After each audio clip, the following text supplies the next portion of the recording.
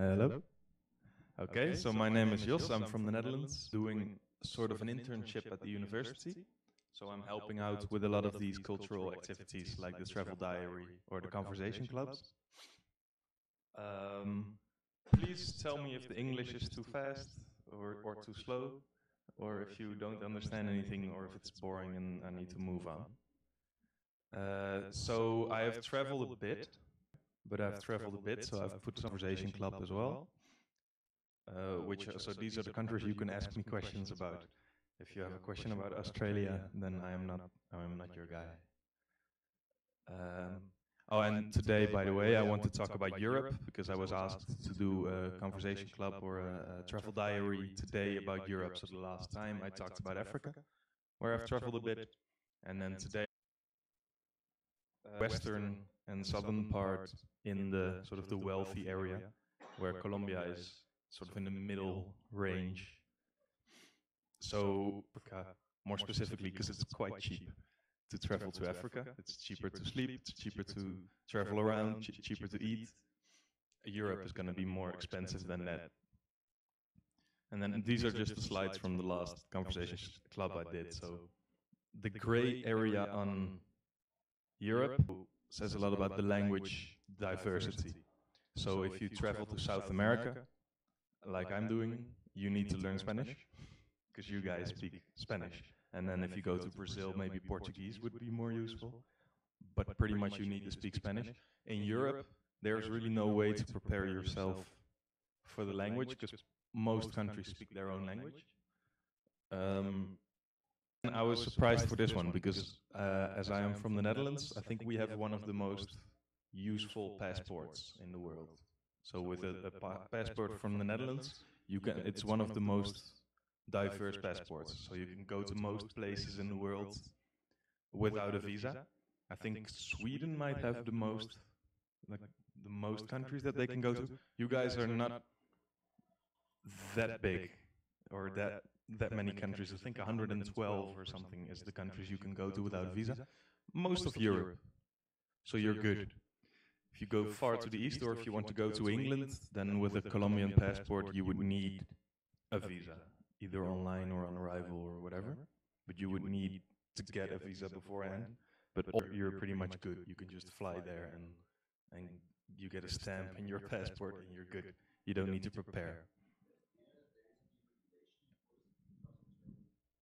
No, I don't.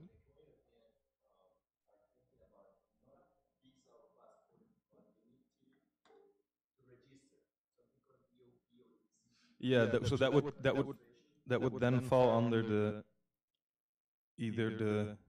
light green one.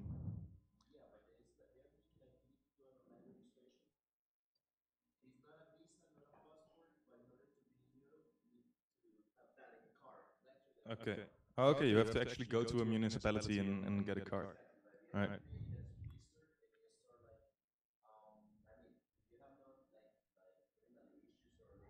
Ah, yeah. Mhm. Okay, so by 2020, yeah, we are getting more paranoid. So the European governments are getting more and more paranoid and started putting more and more rules on these kind. On my way to Colombia, I stopped in New York for one day, and then I moved on, and I needed a visa for one day in New York, and I would need that visa even if I was not going to go into New York. Just for the airport, I needed a visa, which cost $14 and meant I had to put some things in online, but still, on my way back, and get a visa, even if I'm not going out of the airport. So I'm starting, of course, with my own country, because it's the best one. So this is the most tourist place in the Netherlands, or at least the most famous image that people have of the Netherlands is windmills area, and then this would be kind of considered our nature. So in Colombia, so in a cafeteria, if you want to see some real nature, this is what we have to. It's not quite as spectacular as maybe in South America, but it is very different. So I could imagine that maybe for you guys as Colombians, this would be different enough that it's interesting to visit, or not. And to me, it's just boring. And then these are sort of some of the ones that people asked me about the last time I did this kind of a presentation. Unfortunately, we had some more people the last time, but they were asking me about this one because apparently it's pretty famous. I didn't know that, but it's pretty famous internationally as sort of the Venice of the Netherlands. So it's a small village where people can go with a boat to their house and to the neighbors and all that. Which I've been here, and again, to me, not that interesting, but there's a lot of tourists. So I guess that's. And then our big one is Amsterdam, our capital city, which had in my country fly to Amsterdam and then go into Amsterdam and then leave again. So we have a lot of Americans from the United States. We have a lot of people from England and from within Europe who just go here and then leave again and don't get into the rest of the country that much. So if you're traveling to Europe and you're from Colombia, you guys have pretty good English, I'm sensing. So you're good. So obviously only England, Scotland, Wales, and Northern Ireland are native English speakers. And the further you go sort of either south to Spain, then they get to about 30% of the people. This statistic of English proficiency is people who are able to have a conversation in English, like comfortably. In Spain, that apparently is between 20 and 30%, but that's no problem for you guys, obviously, because you speak Spanish.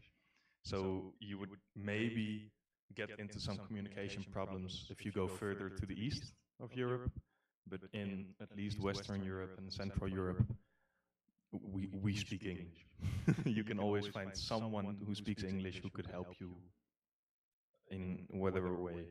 And definitely all the touristic sort of things, people speak English. So it's very different from Colombia in that regard. If you travel to Colombia, you definitely need to know some Spanish, and it would be best if you can carry a conversation in Spanish, because even in the more tourist places, maybe the person at the desk of a hotel or a hostel will definitely speak English, but many of the other people would not, or at least would not want to speak English. As soon as you say hola, they will want to speak in Spanish with you. They prefer to speak Spanish a lot more than people in Europe would.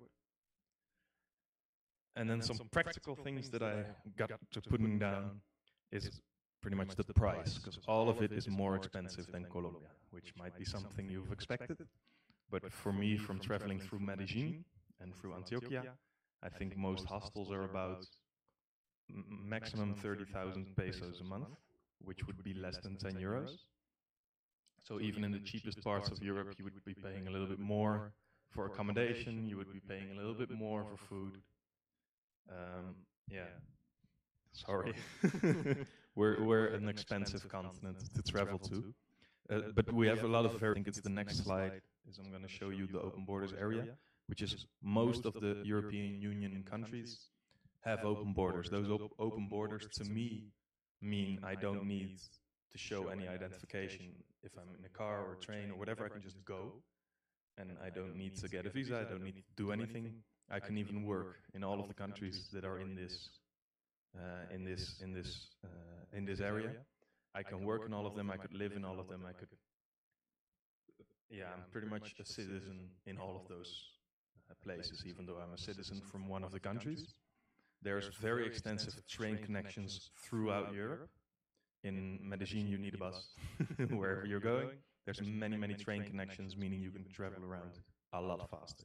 In the time it would take me to get to Bogota in the bus, I could go through 6 or 7 European countries by train. And then there's some apps that I want to show you, some apps and websites that would be useful. And then, yeah, I would say hitchhiking among backpackers is very, very popular. People told me in Colombia it would be very dangerous to do hitchhiking, or at least it's not common. In Europe, it would be more common. It's not necessarily legal in all countries, but it's quite common, I would say. More among backpackers, of course, than tourists. So this is the Schengen area, and I'm not sure about tourists, but I'm imagining that these open borders would mean the same for you. Like, as soon as you get a visa for one of the countries, or you get into one of the countries, you can move freely around all of the green areas, and you would only get into some kind of issues maybe if you go to some of the gray countries on the map, like Sweden or Iceland, to the United Kingdom. If I go there, I think I don't even need my passport. I can use an ID card, a European ID card. I think I don't need an official passport for that. I'm green. Maybe I need just the dark greens for that one. And this is our train network. So in the top, you can see the top speeds of the trains that move there. Although I've been reading next to this map that not all of those speeds are correct. But at least these are the places or faster traveling than you would go through Paris in France, Montpellier in France, and then you would get to Barcelona, and then within Spain you could go to Valencia, you could go to any place. So it's a lot more extensive planning yourself to get wherever you need to go, because there's an extensive train network, as opposed to South America, where you would be dependent on either a bus or a plane.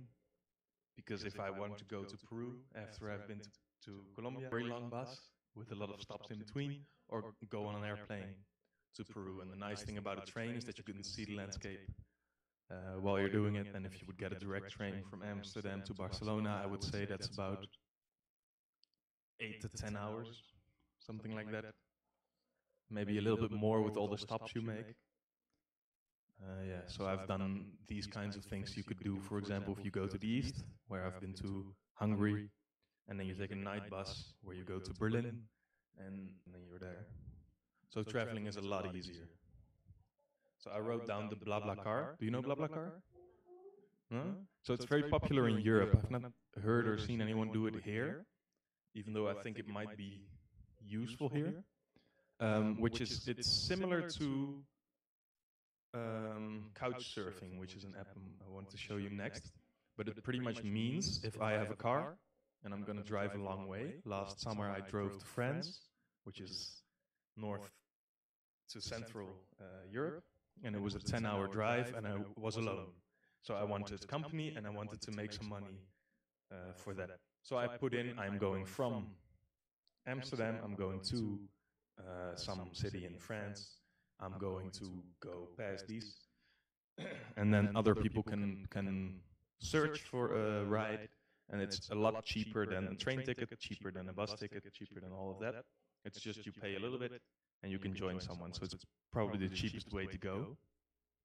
I guess it's similar to Uber in that way, but Uber you can put in, I want to go from here to here, and the Uber has to drive you.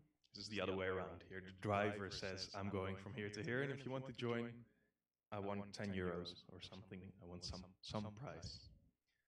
And there's a lot of them. So I use this a lot. If I'm going in the summer, I'm traveling around Europe. I didn't have a plan to get back. And then whatever city I'm in, I'm going to put in, I'm in Berlin, and I need to get back to Amsterdam. Who's going? And there will be 10 people, and I can find someone that will write down, oh, I have a dog, or whatever, or I like to talk, or I'm quiet, I don't want to talk, just sit and sleep, and I will drive you. And then I can find someone who drives me back. So that's quite useful. And couch surfing is a similar thing, but for sleeping. So I actually have some friends who do this a lot. So you get an account, sort of like, I think you can join your Facebook account. You can say, oh, I live in this city, I live in Amsterdam. If you want, you can sleep here for tonight, or 2 nights, or 3 nights, and I will show you around. Generally, it's free. You can offer someone some money for it. Generally, it's free. They just want to meet people from different countries. Maybe they want to practice some language, so they will say, oh, I prefer someone from Greece because I really want to learn Greek or something like that. Accommodation. Do you know Airbnb? No? Ooh, okay. So in Europe, this is also a very popular, and in the United States as well, this is a very popular accommodation website. So you house, your own room, your own apartment on the website. And then if I want to get a cheap room, I go on this app, I find a cheap room, and it's usually just somebody's house or somebody's apartment. And I can sleep in their apartment for 2 nights, for example. And then I pay less than I would for a hotel or something like that. A lot of big cities are against this, because in big cities it's so cheap that it's taken all the business away from hotels and that sort of thing, and it means more and more people are coming to the one city because it's so cheap to find one of these rooms. So I only know Amsterdam, which is the capital of my own country, and there's less than 1 million people living in Amsterdam, and they have 20,000 apartments that are on this website, and that's a lot. So a lot of the apartment, it means it's very cheap for tourists to sleep in Amsterdam, but it's more expensive for Dutch people to find an apartment. So not everybody likes this. Those were the practical things, now the fun things. So there is a festival culture, I think, coming up in Colombia. Because I'm seeing a lot of festivals on Facebook or wherever, or I know a lot of Colombians who are going to different festivals. So do you ever go to music festivals? No. Okay. As I'm talking from my own experience, this is Brazilians. This is Germany. Let's see. And then this one is from my country. I think it's very much a hard rock festival. I've not been there yet. And Budapest. Not been to this one, but Budapest, which is in Hungary. And then Boom is Belgium. It's also a big one. Ring any bells? The names of the festivals tomorrow? This might be the most famous festival in Europe. It's not the biggest because Siget, I think, gets 600,000 people, something like around those lines, 600 or 700,000 visitors. So it's not necessarily the biggest one, but it is probably the most famous one. Yeah, which is in Belgium. So that, for example, does mean it's more expensive than the one in Hungary, because Belgium is a more expensive to set up, and in Hungary the drinks and the food will be cheaper than in Belgium. And London will be even more expensive than Belgium, because London wants to talk about, because I think it's one of the reasons to go to Europe as opposed to another continent, is that it has a lot of big contrasts. So the cultures of every country are very different, the climate of every country is very different, and the language of every country is very different, the food is very different. So there's very big contrasts within Europe, within really a very small continent nature. You get that everywhere, of course. Colombia is very different from Argentina. But if I go from Colombia to Venezuela, well, maybe not Venezuela right now, but if I go from Colombia to Panama, I'm not getting a big difference, and you will have a different, but you speak the same language, and your nature is kind of similar, and that sort of thing. So I think Europe has more extremes for how big we are. So because we're very small. My whole country is smaller than your province, smaller than Antioquia, and that's my whole country, and we speak our own language. So yeah, we have bigger contrast, I would say. So this is sort of, and then winter on the other side in the Netherlands, in my country, which gives you a pretty big, pretty big contrast, because the Netherlands does, my country is lower than this thing. I think we go up to 110 meters and down to minus 30 or something. So this is probably more than 100 meters tall, so it's already higher than our highest point.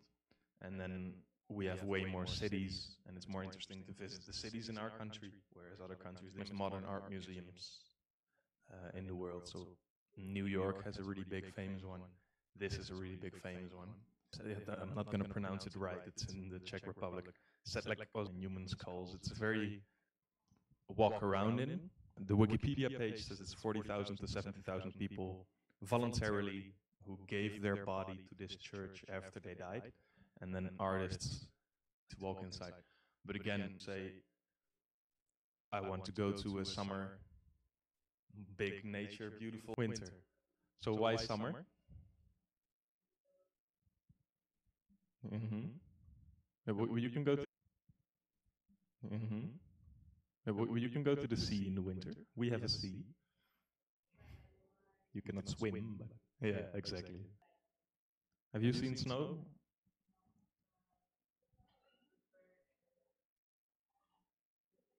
Mm-hmm. Oh, that's perfect. I do too. Yeah, no, I do too. I prefer this a lot. Have you ever seen snow? Because many will say, no, I've never seen snow, and that's very strange to me that you have never seen snow, because we get almost every pretty much what it's like in Medellin for us, and then it's going to turn into autumn. So this would be a picture probably from either December or January, because there's snow. It's not that, it's an older picture, I guess, because the last summer, which is now ending, had 20 degrees below zero, which is about the temperature of your freezer at home. It's pretty much minus 20. So there was ice. Like this would be a hot day in that winter, I guess, in this last winter, this last January. So if you like the cold in Colombia, you might not like the cold in Europe. It's a very different cold. Cold in Medellin means 20 degrees and it's raining. That's summer in Europe still. So between these two, would you say I want some modern, ancient, interesting thing? Because this is a 17th century church, I think. It's like 1600 and something it was built. And since then they've been collecting bones and putting those in. Which of the two contrasts would you find more interesting?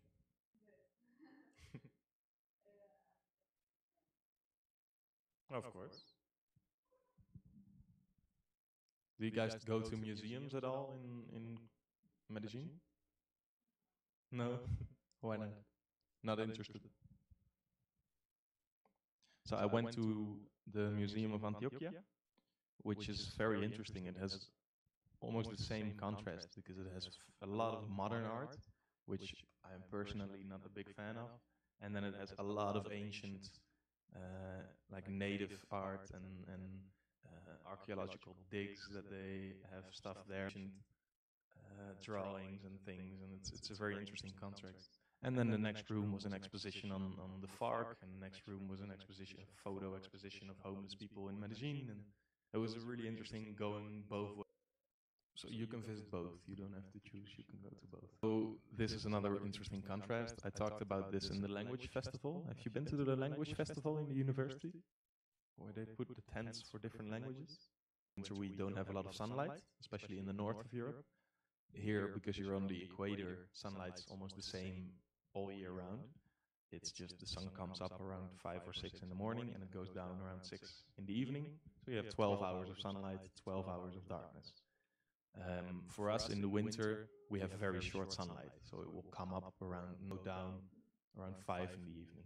So we will get like 7 hours, 6 or 7 hours of sunlight, and for the rest it's dark.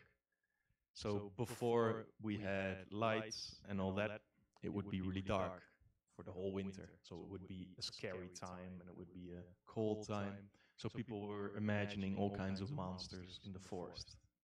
And the winter solstice, do you know what a winter solstice means? Maybe in Spanish words that the English use. and then you have a summer solstice, which is the longest day of the year. So the shortest day of the year, meaning the least amount of sunlight. And then the next day, it will be like maybe 1 minute longer. And the next day, it will be 1 minute longer. And the peak, winter. And it should also be around the coldest moment of the year. And then it gets warmer and warmer. So it's like the sort of the saddest moment of the year. And then the middle of the summer is the happiest moment of the year. So a lot of countries, also my or tradition Austria, and then Christianity came in and put some kind of a saint in the middle of the monsters, which is something that we also we have a version of it as well, where the saint looks pretty much exactly the same, but the monsters are not monsters anymore in my version, they're just people. But there's a lot of countries that still have like these. So they will run in the street and start scaring people on this day. That's kind of the festival is. You dress up like that. And then La Toma Valencia, which is a province of Spain, is like the other side of festival or tradition, which is just throwing tomatoes, where you have the bull running somewhere in Spain as well, where they just, and they all run, and all the bulls chase them, and people always get hurt. And you have this tomato fight in a few villages in Spain, which is something a lot of tourists go to because around this time, because they really want to throw tomatoes around, I guess. So, yeah. Which one do you find or would you want to visit or join?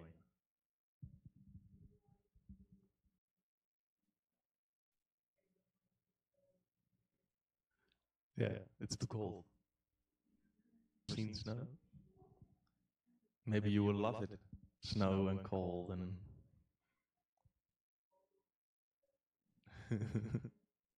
All right. Do you know any festivals in Europe?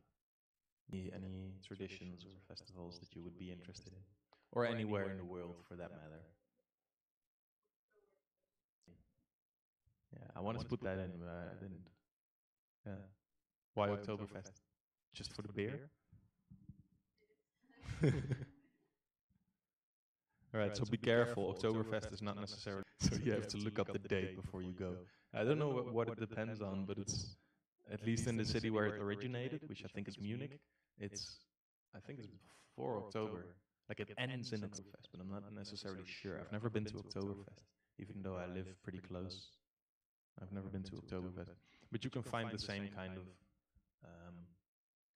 of thing all year round, where Germany has beer gardens in Colombia to tourists who would want to see some kind of a festival. Just the flower festival in Medellin.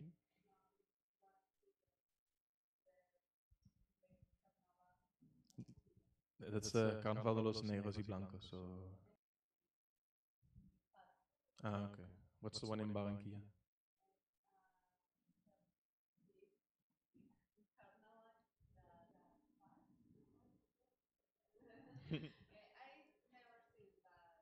Like.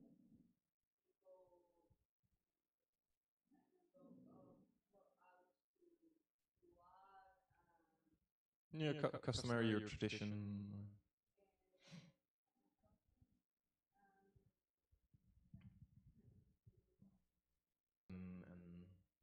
And walk. Well, that's carnival in most places, isn't it? Like we have carnival in the Netherlands, and it's the same. We don't go. We don't go out as much like the fall, and we mostly have people trying to be funny, trying to dress funny, or to be like some kind of a joke when they go to carnival. And then here it's more of a cultural thing, I feel. For us, it's mostly about the party.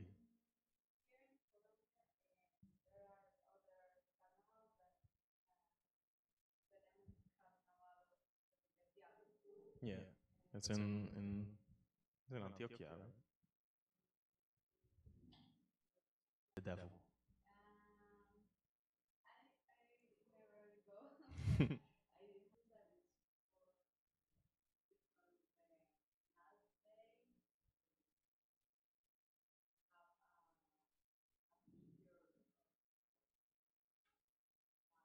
Mm.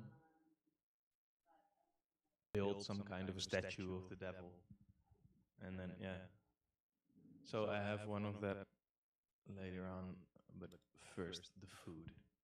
So this is hag, I think, that sort of thing, and then they put barley, which is like wheat, kind of corn, and they mix it together and they put it in a stomach of an animal, and then they bake it, and you drink whiskey and you eat this.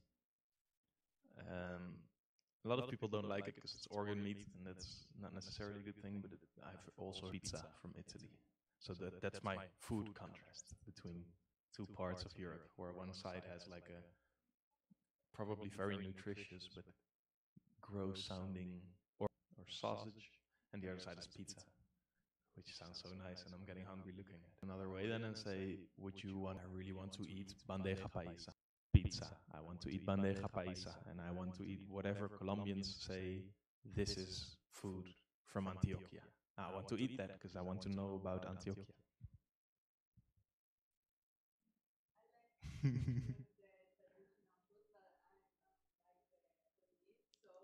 Okay, yeah, well, yeah. If you're a vegetarian, then that option is off the table. Yeah.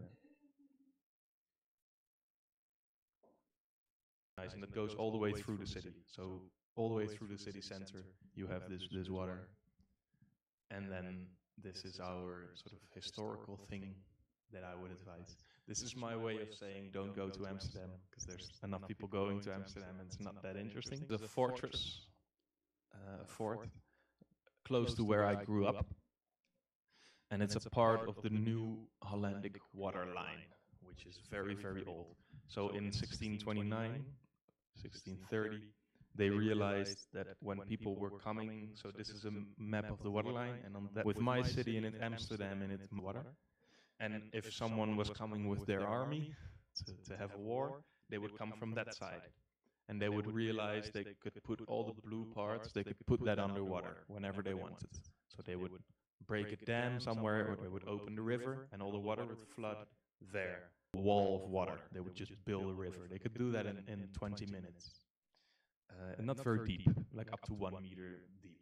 So it's not very, very deep, but it's deep enough that you cannot bring cannons or catapults or whatever. You can only bring people and horses.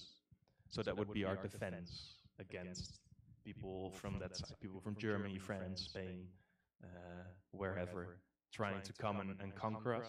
So they built all the black dots. Our fortress stopped in 1940, because then we had World War II, and we realized we're not going to stop Nazi Germany with 1 meter of water, because they had tanks and cars and that sort of thing useful anymore. But before that, it was really useful.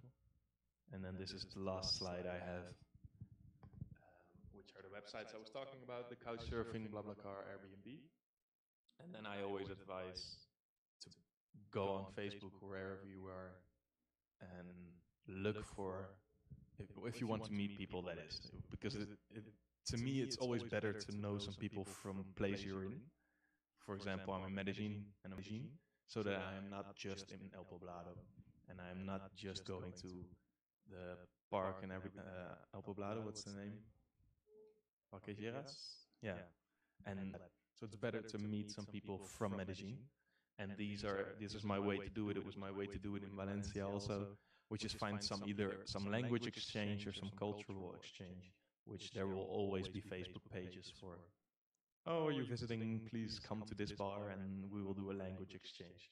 There's a lot of them in El Poblado, because a lot of people from Medellin want to practice their English, and they want to do it while they're drinking a beer. So they go to some bar, and then about half the bar will be people from Medellin, and half the bar will be foreigners, and they are talking together in both Spanish and English, so that the Colombians can practice their English, and the English-speaking people can practice their Spanish. And it's the same way I used in Valencia, and it's a really nice way to meet people from there. Like you need to take the first step, because if you're a tourist, you're just going to meet tourists. If you're in a hostel, you're just going to meet foreigners, and not local people or whatever. So any questions? No?